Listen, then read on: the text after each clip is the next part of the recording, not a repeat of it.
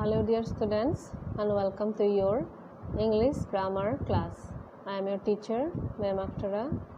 Today I am going to teach you about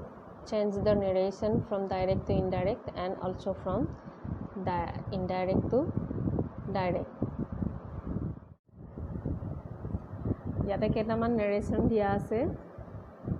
Change the narration of the following. Yate the boys are saying, we are playing cricket. My father said, I always like to take hot tea. Our teacher said, the sun rises in the east and sets in the west.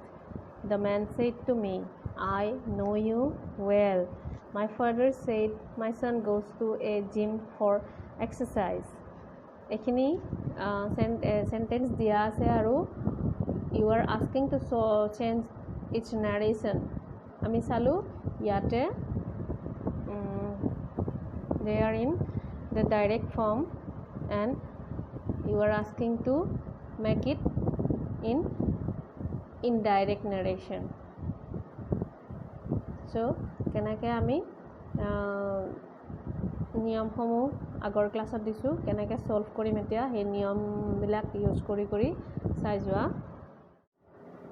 The boys are saying we are playing cricket. আমি পাইছিলো যে reporting ক্লজৰ কোনো সলনি নহয় গতিকে reporting close তেনেকৈ থাকিব The boys are saying ঊৰ্ধ কমা কমা উঠি যাব ইয়াতে that conjunction ইউজ হ'ব that we থাকিলে আমি চাইছিলো যে they হয় এখিনি আগৰ ক্লাছটো চালে তোমালোকে ভালকে বুজি লবা লিখি লৈছা যে লিখি লব দিছিলো লিখি লৈছা যদি চাই লবা ভালকে they এটো যেহেতুকে প্ৰেজেন্ট টেন্সত আছে ইয়াৰে কোনো চেঞ্জ নহয় they are টেন্সৰ কোনো চেঞ্জ নহয় playing cricket The boys are saying লৰা বিলাকে কৈ আছে that we are playing cricket আছিল they are playing cricket হল কেৱল pronoun টো হে চেঞ্জ হৈছে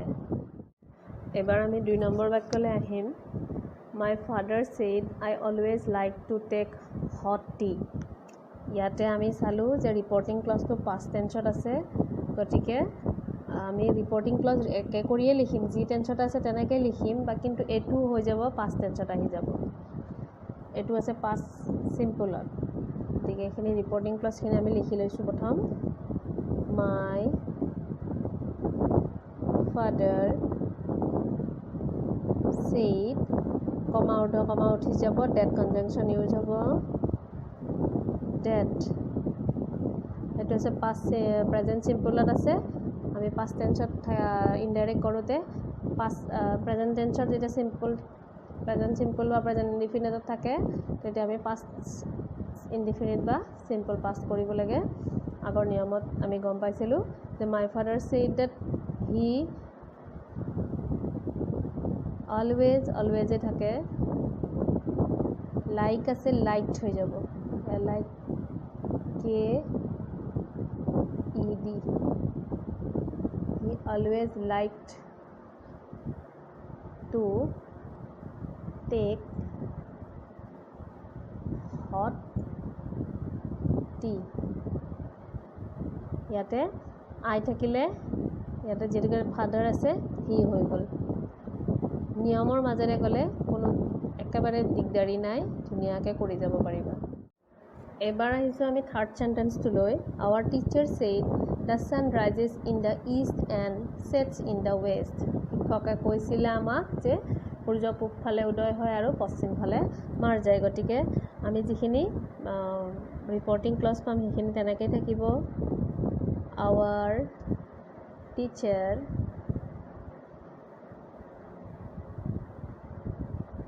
said that এটা কথা কোৱা হোৱা নাছিলে নিয়মত যে যেতিয়া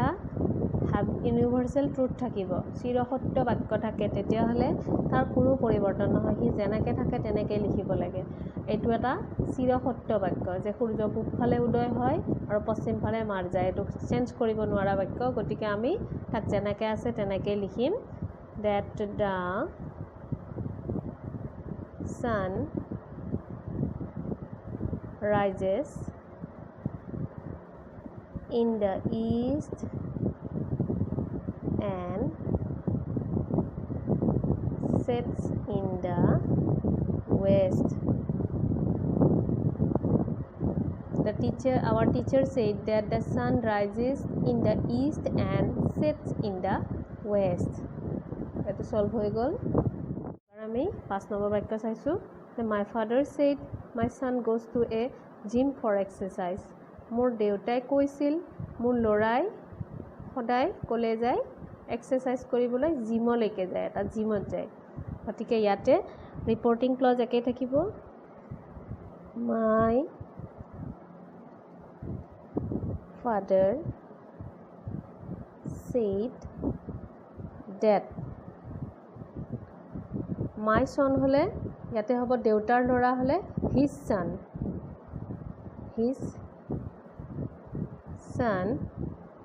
yate simple present ot ase goes to gotike simple past ot hoy jabo his son went to yate past tense ami use koribo lagibo went to a gym for exercise. বুজি পাইছা নিশ্চয় এবাৰ আমি দুটা ইনডাইৰেক্ট বাক্য চাম যাক আমি ডাইৰেক্টলৈ নিব লাগে I said that he read in class 9 মই কৈছিলোঁ যে তেওঁ ক্লাছ 10 ত পঢ়িছিল এইটো পাষ্ট টেন্সৰ হ'ব কাৰণ ইয়াতে said আছে গতিকে মই কৈছিলোঁ যে তেওঁ ক্লাছ 10 ত পঢ়িছিল এতিয়া ডাইৰেক্ট স্পিচত এনেকুৱা হ'ব I said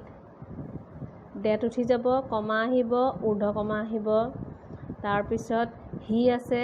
গতিকে মই তেওঁৰ কথা কৈছিলোঁ মই ডাইৰেক্টটো যেহেতুকে ইনডাইৰেক্টটো তেওঁৰ কথা কৈছোঁ ডাইৰেক্টটো সেই তেওঁৱে হ'ব যে হি ঊৰ্ধ কমাৰ ভিতৰত সদায় ডাঙৰ হাতৰ কেপিটেল লেটাৰ হয় এইটো মনত ৰাখিবা যে হি ৰিড ইয়াতে এইটো পাষ্ট চিম্পলত আছে বাক্যটো হি ৰিড ইন ক্লাছ 10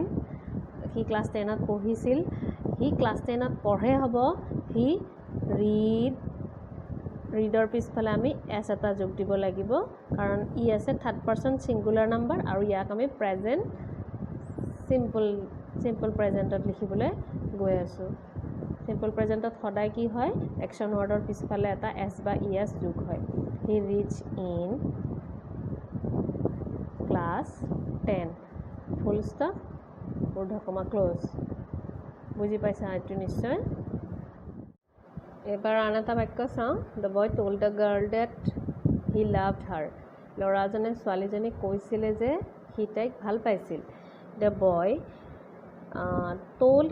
কেতিয়া হয় যেতিয়া চেৰ পিছফালে টু ব্যৱহাৰ হয় আমি আগৰ এইটো ক্লাছৰে আগৰ এটা প্ৰব্লেম সলভ কৰোঁতে পাইছিলোঁ যেতিয়া চেৰ পিছফালে টু বা চেডৰ পিছফালে টু থাকে তেতিয়া চেডৰ পিছফালে টু থাকিলে টল্ড হ'ব আৰু চেৰ পিছফালে টু থাকিলে টেল হয় এটা টল্ড আছে গতিকে the boy said to the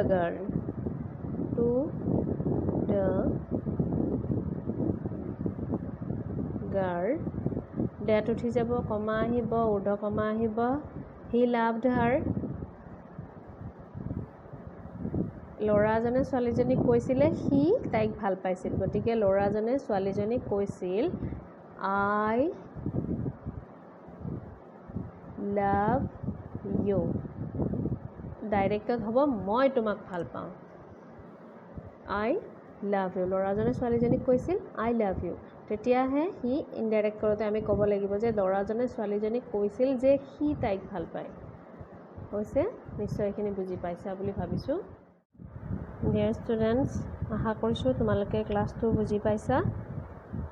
ভালকৈ কপিত লিখি লিখি চাবা আৰু বেছি বেছি উদাহৰণ কৰিবলৈ চাবা আৰু লগৰবোৰৰ তাতো ক্লাছটো মোৰ শ্বেয়াৰ কৰি দিবা Thank you for being with me in this class. Thank you.